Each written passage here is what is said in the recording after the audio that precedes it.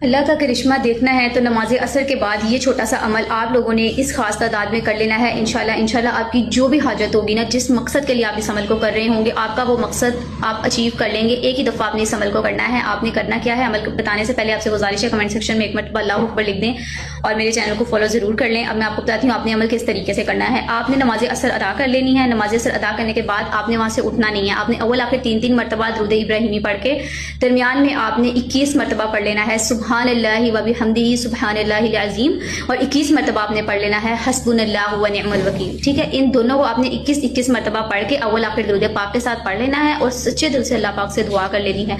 जिस भी पर्पज़ के लिए, जिस भी मकसद के लिए आप इस अमल को कर रहे होंगे, एक ही दफ़ा आप इस अमल को करेंगे, इंशाल्लाह आप लोगों को इसका बहुत ज़्यादा फ़ायदा होगा। बहुत ज़्यादा पॉजिटिव रिजल्ट्स आपको देखने को मिलेंगे। ये बहुत ही ज़्यादा जलाली किस्म का अमल है। इसको आपने एक मरतबा लाजमी तौर पर कर लेना है। अगर आप पे कोई भी प्रॉब्लम आ गई है, इंशाल्लाह वो प्रॉब्लम सॉल्व हो जाएगी। कोई भी मसला आपकी ज़िंदगी का वो हल हो जाएगा इंशाल्लाह।